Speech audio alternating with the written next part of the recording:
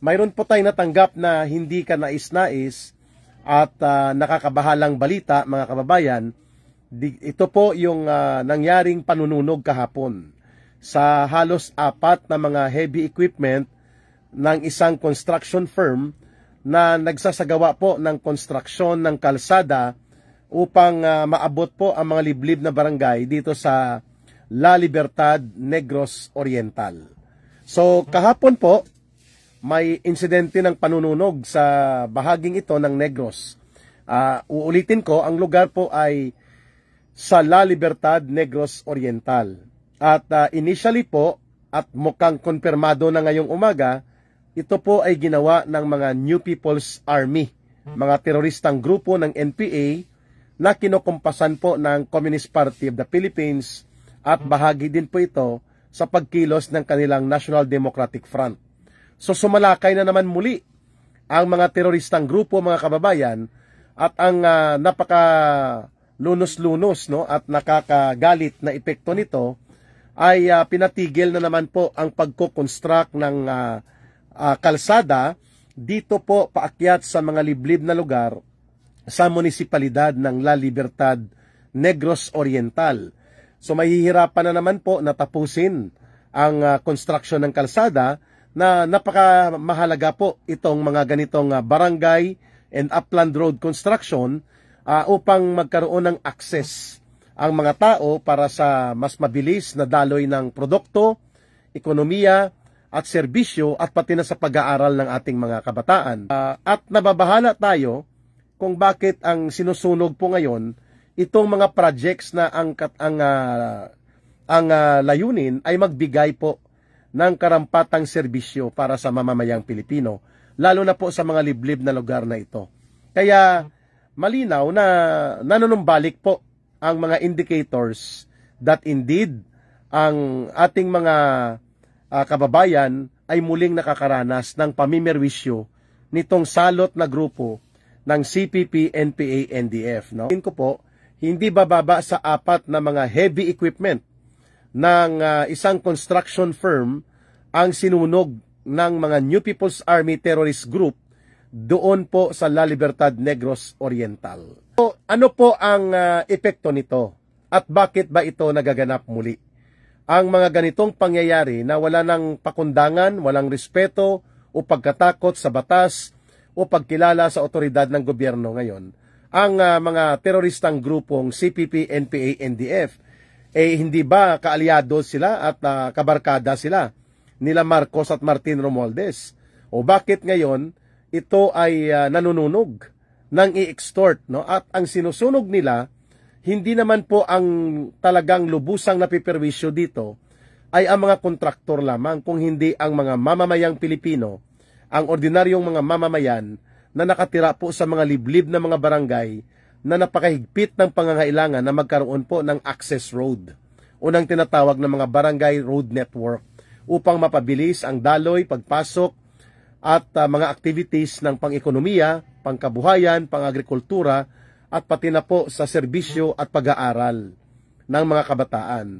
Imantakin mo, sinunog itong 4 na mga heavy equipment sa La Libertad, Negros Oriental sapagkat hindi nagbibigay daw ng revolutionary tax sa CPP, NPA, NDF sa Negros, ang company firm ng construction group na nag-co-construct ng road project na ito sa liblib at malayong barangay na ito ng La Libertad, Negros Oriental. Sino ba ang CPP, NPA, NDF para sila po ang mag-impose ng tinatawag na revolutionary tax? By all indicators po, hindi po yan revolutionary tax. Yan po ay extortion demand. Kapag extortion demand po yan, mga kababayan, marapat lamang na yan ay tutulan at dapat habulin ng mahabang kamay ng batas ng ating gobyerno kung nais nating mapangalagaan ang interes at kapakanan at kabutihan ng ating mga kababayan na nakatira po sa mga liblib na lugar. Ito na naman tayo, tuloy-tuloy na naman ito.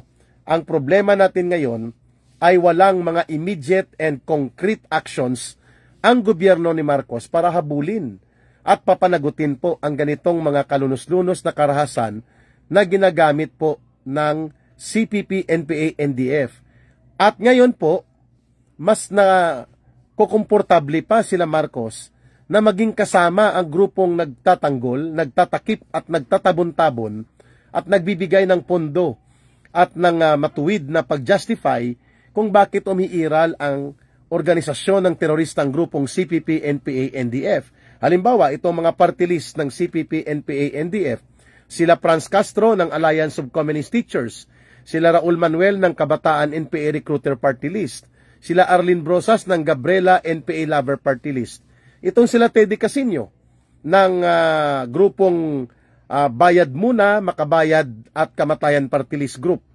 Ito sila ang nagbibigay matuwid at nagbibigay ng mga rason na kung bakit daw hindi na nila pwedeng kondinahin ang CPP, NPA, NDF sapagkat ito daw ay mga kapwa Pilipino natin na mayroong ipinaglalaban na prinsipyo. Mayroon daw silang paninindigan at hindi dapat sila kondinahin. Iyan po ay inihayag mismo ni Ginoong Teddy Casino sa debate o sa tapatan sa mga kandidatong tumatakbong pagkasenador. At yan din po ang ginagamit na rason nila Franz Castro kung bakit sinasabi nila na hindi nila kayang kondinahin o itakwil at labanan ang CPP, NPA, NDF sapagkat daw ito ay may sariling mga prinsipyo na ang kanilang layunin ay pabutihin at paunlarin ang ating lipunan at tugunan ang mga problema daw sa kahirapan na nararanasan ng mga ordinaryong mga mamamayan natin. E paano naging para sa kabutihan ng ating bayan at paano nakakabuti sa mamamayang Pilipino ang panununog ng mga heavy equipment at ang pananubutahi sa mga public infrastructure projects kagaya po ng road construction para sa mga liblib na barangay sa ating mga kabayanan at sa ating mga munisipalidad na malalayo po sa sentrong kabiasnan at mga sentrong lungsod at poblasyon. At dahil po na hindi sila naaabot regular na mga serbisyo at ng mga negosyo at ekonomiya, mas lalong nalulugmok sa kahirapan po ang mga lugar na ito. At pinugara na rin ito sa matagal na panahon ng mga komunistang grupong CPP, NPA, NDF. Ngayon, may pumasok na mga projects para sa road development program at para po magkaroon ng daloy ng pagpasok ng serbisyo, negosyo, ekonomiya at pati po sa pagtulong sa pag-aaral ng ating mga kabataan, ay sinusunog ng CPP, NPA, NDF ang mga equipment ng isang construction firm na hindi nagbibigay sa kanilang extortion demand. So kailan at paano naging iyan ay kabutihan ng mamamayan? Sige nga, ipaliwanag ninyo Teddy Casino, ipaliwanag ninyo Franz Castro, Raul Manuel at Arlene Brosas, at bakit hindi nyo ito kinukondina? Hindi po katanggap-tanggap sa ating mapayapa at sibilisadong pag-iral bilang isang lipunan ang ganitong gawain na walang ibang definition kundi ito ay outright terrorism. So paano naging kabutihan ng mga mamamayang Pilipino?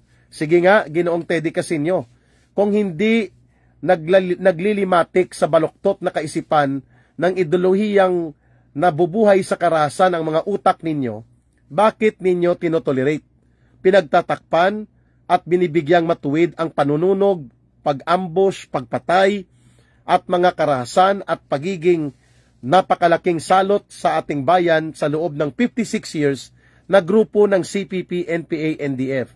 Isamantalang kung makabatikos kayo sa gobyerno, wagas.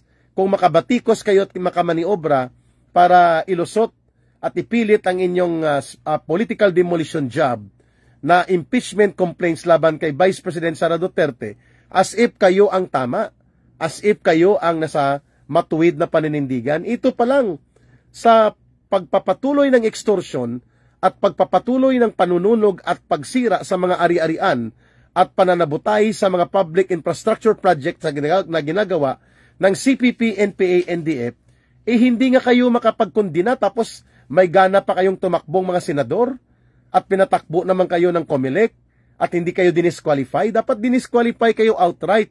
At itong si Franz Castro, sila Raul Manuel at Arlene Brosas ay dapat ito ang kinakasuhan for terrorism financing and for promoting terrorism. Kasama po ito sila Teddy Casino.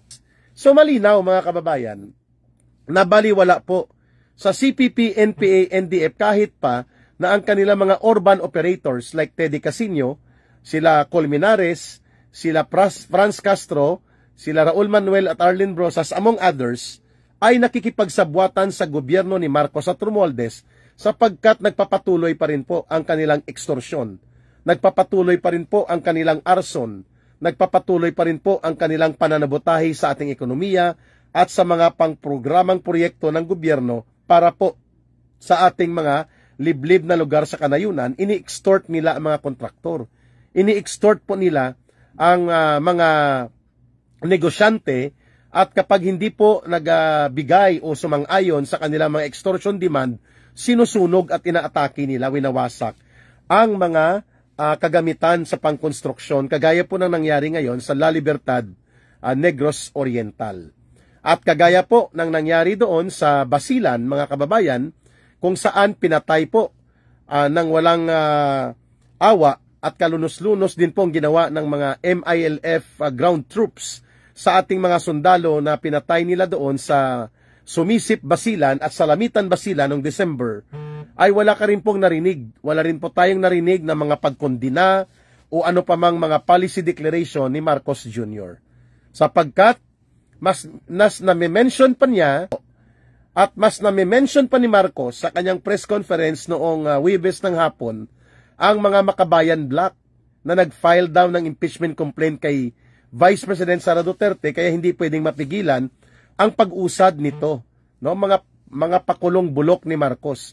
While the President as a Commander-in-Chief is silent, deadly silent, itong si Marcos sa pagpapaslang at pagkapatay ng ating mga tropa ng pamahalaan, lalo na ng Philippine Army doon sa Basilan, at ngayon ito naman ang panunumbalik ng panununog at pangungutong ng CPP, NPA, NDF, tahimik din po si Marcos.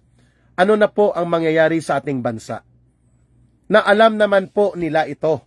Alam ito ni Martin Romualdez, alam ni Marcos, na ang kaharap nila na tinatawag nilang Makabayan Black ay walang pinagkaiba po sa mga teroristang CPP, NPA, NDF, maliban na lang po na hindi sila nagbibitbit ng armas ngayon sa lungsod. Pero bilang mga Communist Party kadre, sila din po ang kumukumpas at namumuno sa mga pagkilos na terorismo ng CPP, NPA, NDF. Bakit kinakaibigan po sila? Bakit sila kinakanlong? Bakit sila kinokonsidera ni Marcos na mga kaalyado at kaibigan at nila Romualdez? Samantalang ito po ang ginagawa ng kanilang armadong grupong New People's Army na terorista. So mga kababayan, ito na ang ating ipinapaliwanag.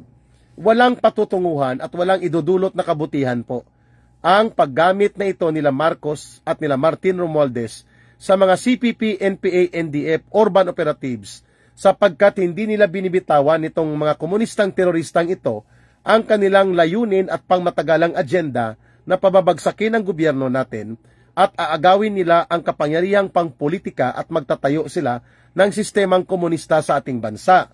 At makikita yan sa kanilang kahit mga taktika ay nailalantad na natin. Halimbawa, nagbabait-baitan sila at nakikipagsabwatan itong mga CPP, NPA, NDF urban operatives like sila Teddy Casino, sila Franz Castro at mga kagaya nila sa party list upang makuha nila ang tactical alliance, makalangoy sila sa pondo at pera at programa ng gobyerno at magagamit nila para guluhin ang ating sistema ng politika at the same time makapag-recover sila ng pondo at suporta para sa New People's Army habang hindi sila pinupukusan at binibira ngayon ng gobyerno ni Marcos, kasi sabi ni Marcos, patapos na yan. At kailangan na lang natin dyan mag-peace talks upang ma-formalize na wala na ang CPP, NPA, NDF. Anong wala na? Ano itong nangyaring panununog nila at pangungutong sa La Libertad, Negros Oriental? Mr. President, it's on you. Martin Romualdez, ito na ang idinudulot ng pagkakandili at pagheheli-heli mo at ginagamit mo at binibaby mo at pinupunduhan pa itong mga komunistang teroristang grupong ito na ginagamit mo sa inyong maruming laro ng political demolition job laban sa Duterte political camp. Ngayon, ito, bakit hindi mo makondina ito? At bakit nila ito ginagawa samantalang nakikipag-alyansa sila sa Marcos Romualdez na grupo?